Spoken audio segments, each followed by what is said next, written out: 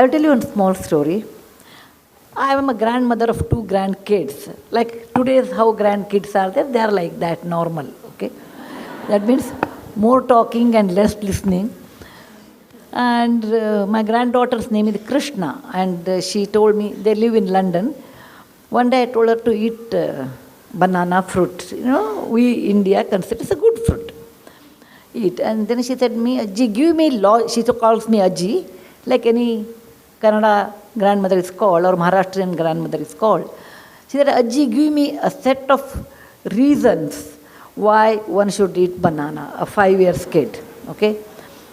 I said, okay, I will tell you a story, and then you feel like eating, you eat. I said, there was a rishi by the name Durvasa. I'm sure most of you know. Durvasa is a fellow, wherever he goes, he gives shapa, he curses. He gets so upset so fast. So there was a rishi by the Durvasa who was a very short-tempered fellow. Whenever he used to go to anybody's place, they used to get scared of him. Why this fellow has come, let him go as early as possible. I'm sure when you are not a nice person, nobody welcomes you. One day his wife told him, look, people, when you go, people run away. Whereas I've stayed with you for such a long time, don't you think I deserve a boon or a special gift? First he was very upset. Then he said, okay, fine, I'll give you a special gift. What do you want? She said, I want a fruit which is not grown in Devaloka or up above heaven, which is grown on the earth. Yet it should be used to worship God. B, it should flower once a year and it should not have any seeds. C, all parts of that tree should be used in cooking. D, it should not have, it should flower, it should give fruits only once in a year, and the fruit should be not messy kind, not like a mango or apple. And such fruit, without giving that to God, the puja will be incomplete. He said, okay. He made a tree and gave the fruit to the god, and then he called that, her name was Kadali, so he called that fruit the Kadali Phala. Kadali in Sanskrit became banana in English later.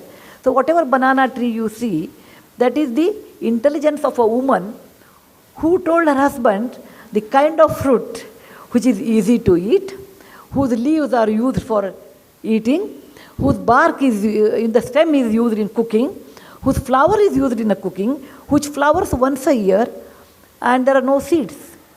So I told, it's such a great fruit on the earth. If you don't want to eat Krishna, you don't have to eat. But only learned people eat this one. Suddenly Krishna became upset. No, I want to be a learned person, and took the banana and ate. What I'm telling you is, though every generation, it's really wrong to tell that our generation has a lot more stress. That is totally wrong. Parents, please remove it from your head in case you have such things. I was in Egypt about 15 years back. Then I took on Egyptology. That is a person who knows how to read hieroglyphy, who knows more about Egyptian history, and went to one place which is 7,000 years old, and there I saw the pyramid. Inside the pyramid there was hieroglyphy, so I asked that fellow, what it is written here, you tell me. This fellow told me, the builder of Egypt pyramid have written about next generation. Next generation doesn't respect time, doesn't respect money, doesn't respect elders. They have less common sense, they are less hardworking. I really do not know how they will survive. Suddenly I felt like, my parents talking to me like that. Every generation feels next generation is less than ours. We are very hardworking, we talk. No, that is really not true. Every generation has their own plus and minus. Some totally same. Any mathematics teacher or any students who love mathematics will appreciate this. What is 1 by 2? Half. 1 by 2 is 2 by 4. It is also equal to 3 by 6. It's also equal to 4 by 8. It's also equal to 16 by 32. The moment I say 1 by 2 and 16 by 32, 16 is a huge number, 1 is small, but the ratio remains the same. And that is the way every generation has their own plus, minus, their own strengths, okay, their own stress.